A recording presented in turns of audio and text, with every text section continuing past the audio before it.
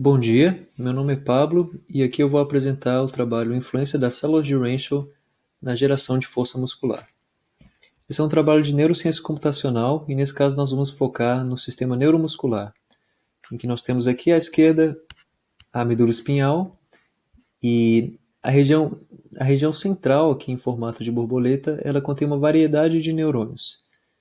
Dentre eles nós temos um neurônio importante que é chamado, como visto aqui à direita, o neurônio motor, ou motoneurônio, que é responsável por ativar as fibras musculares e assim gerar força muscular. Nessa região nós temos uma complexa circuitaria de neurônios, mas aqui nós vamos focar nesse par motoneurônio, aqui indicado em alfa, e célula de Rancho, aqui indicado em vermelho. Eles formam o chamado circuito de inibição recorrente, em que o motoneurônio ativa o músculo, mas ele também faz sinapses excitatórias com a célula de Rancho, que por sua vez fazem sinapses inibitórias com o motoneurônio que as ativou. As Rancho foram descobertas há um bom tempo atrás, mas ainda não se tem uma resposta muito clara sobre qual seria a sua função. Estudá-las experimentalmente é um pouco difícil por causa do seu tamanho e por causa de sua localização, então simulação é uma ferramenta útil para testar teorias ou até fazer teorias novas. Então, nesse trabalho, nós fizemos alguns estudos exploratórios para entender a influência das células de Rancho nesse circuito de inibição recorrente.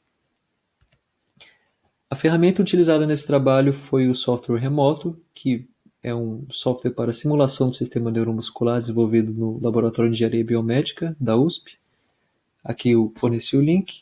Foi desenvolvido pelo Rogério Cisi e pelo professor André Fabicon. E existem os modelos de neurônios e músculos que são necessários para fazer as simulações requeridas. Existem diferentes versões, mas nesse caso nós vamos usar a versão em Fortran, que é disponibilizada e desenvolvida pelo professor Renato Watanabe em seu GitHub. E aqui no meu GitHub eu tenho as simulações que vão ser apresentadas nesse trabalho. O modelo é mostrado aqui à esquerda, ele é uma coluna de motoneurônios, existem diferentes tipos, então existe o tipo S, FR e IFF. Os motoneurônios são distribuídos do menor para o maior, de baixo para cima. Existe uma ativação que é representada por fibras descendentes que carregam comandos vindos do cérebro, e essa coluna de motoneurônios, também chamado pool de motoneurônios, vai ativar um músculo, e nesse caso é o músculo gastrocnêmos medial. Esse pool vai também ativar as células de Rancho, que por sua vez vão inibir o pool de motoneurônios. Não existem muitos dados sobre as células de Rancho em seres humanos, então nós baseamos nosso trabalho em dados experimentais realizados em gatos. Para parametrizar o nosso modelo, nós usamos vários dados experimentais para que o nosso modelo pudesse reproduzir características importantes conhecidas experimentalmente, sendo elas mostradas aqui nessa lista. O primeiro resultado nós temos com uma ativação representando a taxa de disparo das fibras descendentes de acordo com essa função. É um valor que vai aumentando com o tempo, ou seja, é uma rampa que vai ativar os motoneurônios. Nesses gráficos, o eixo vertical mostra o índice do motoneurônio, que é proporcional ao tamanho do motoneurônio. O que esses gráficos nos dizem é o instante do primeiro potencial de ação gerado por um motoneurônio. Então, aqui à direita, nós temos a simulação sem células de Rancho, e nós podemos ver os motoneurônios sendo recrutados ordenadamente, do menor para o maior. Quando nós adicionamos as células de Rancho, nós observamos um resultado um pouco diferente, no sentido que agora nós temos os potenciais de ação um pouco mais dispersos entre si. Isso pode significar que alguns motoneurônios maiores estão sendo recrutados antes do que outros motoneurônios menores.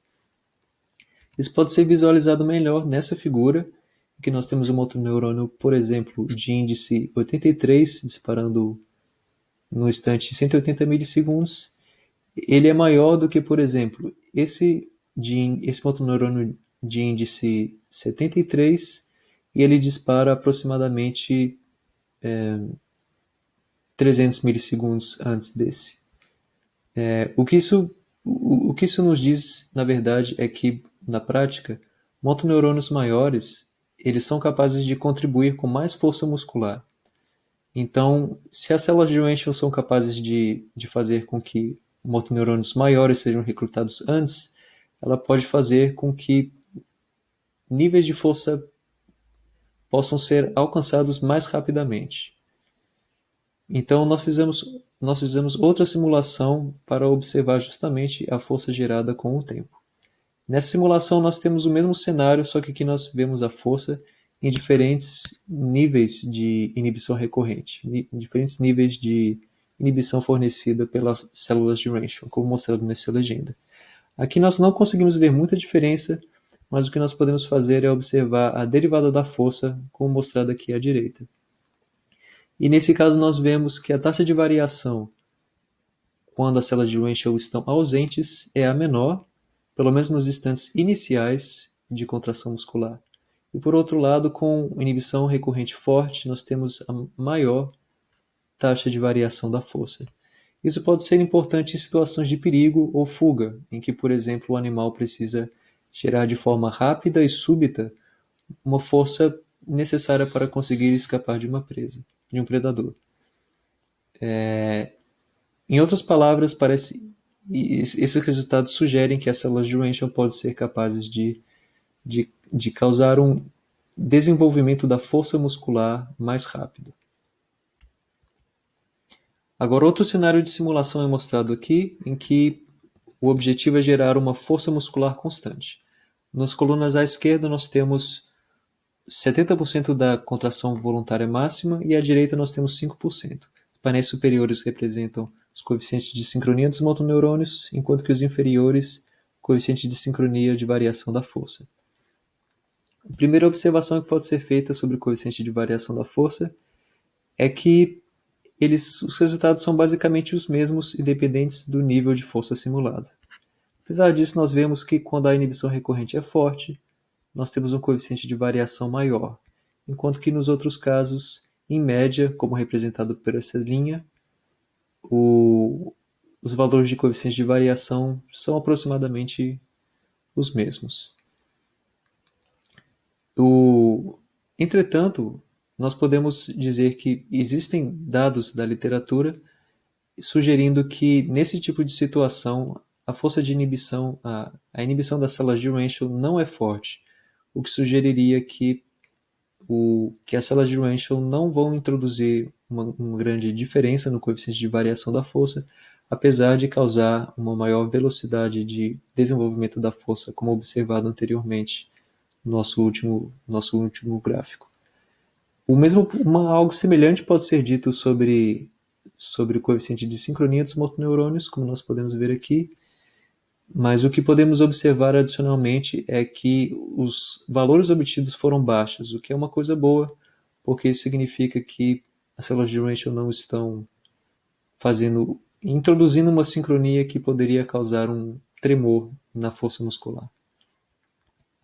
Como conclusão, nós temos que foi observada uma inversão na ordem de recrutamento dos motoneurônios, e isso pode estar relacionado com uma maior velocidade de desenvolvimento da força muscular. Observamos também que a inibição normal e baixa das células de Rancho não alterou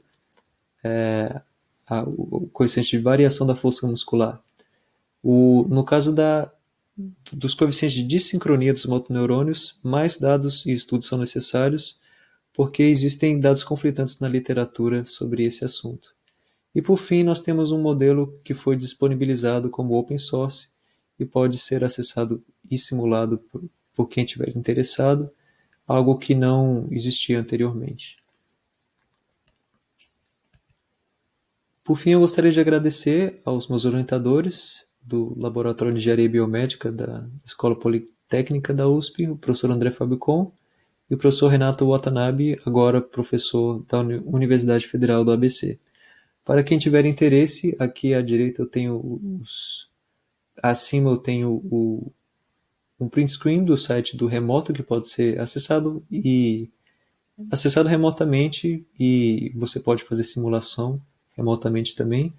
E abaixo nós temos o GitHub do professor Renato, em que você pode baixar a versão em Fortran do Remoto para realizar simulações. Obrigado pela organização do evento aos organizadores e a você pela sua atenção.